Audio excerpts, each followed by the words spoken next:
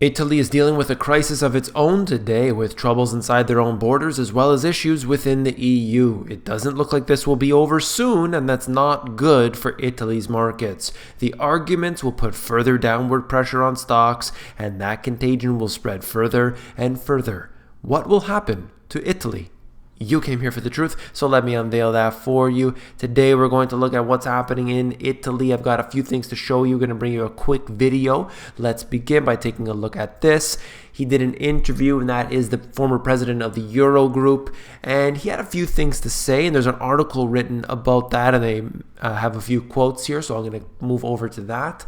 And essentially, in the CNBC interview, he said this: if the Italian crisis becomes a major crisis, it will mainly implode into the Italian economy as opposed to spreading around Europe.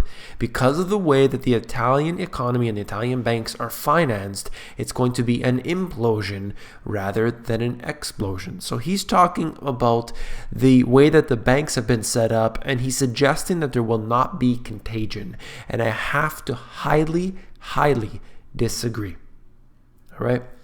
And there is going to be a role for the markets. I mean, if you look at what Italy needs in funding next year alone, we're talking about over 250 billion euro, refinancing part of the stock of their debt, and also, of course, these new spending plans. So markets will really have to look at that very critically. And this is where I disagree. I don't know why he's saying this. Maybe he has some incentives. But ultimately, whenever there's a crisis in one country, it becomes a crisis in another. The banking institutions are all interrelated, interconnected. The global systemically important banks will all have to go down together. And then they will bail them out together. They will bail them in together. They will find any which way they can to ensure that they don't take any losses, and it comes out of our pockets. Either way, we're going to get screwed, and that's what they don't want us to know. The issues that are present today within the financial industry were not resolved back in 2008. They were not resolved during the European sovereign debt crisis, the Euro-viral contagion, as I like to call it. None of these issues have ever been resolved. In Europe, they created the EFSF. That didn't do anything. They created the ESM. That didn't do anything. The ECB started printing up money and buying up corporate bonds. They started buying up all sorts of different assets. That hasn't resolved anything either. Look at the TARP bailouts. Look at the $16 trillion secret bailout the Federal Reserve did throughout the financial crisis timeframe. What about the balance sheets around the central banks that we have in the world, nearing $20 trillion, actually $20 trillion since the early 2000s, but after the financial crisis, they printed $15 trillion that they put on their books. So how much more beyond that, we don't really know. But $15 trillion, none of this resolved the underlying issues of too much debt, too much fragility, and the risk being clearly apparent to everybody. That was highlighted in 2008. Oh, there's too much risk. There's too much borrowing. There's too much margin. There's too much of everything. What do? Let's print a whole bunch of money and let's throw it on top. Well, some would disagree, but I think that we are ultimately going to have to feel the pain of what we buried back in 2008.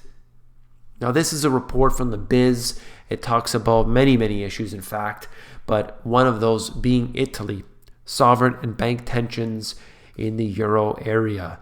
So they do, if you're interested, you should definitely read it, but I just want to point this out here. European bank stock prices decline. And you could see how significant this has been for Italy, which is right here. Over the last little while, we're talking about 24% in this case over the last little while, from May 4th, they split it up basically from May to July, and then from July to September. And between those two time frames, 24% declines. Spain, France, they've all suffered. Even though you might say, well, Italy has nothing to do with this country. Why is it the way it is? Because there's contagion. There always is. It's not just, of course, within Europe.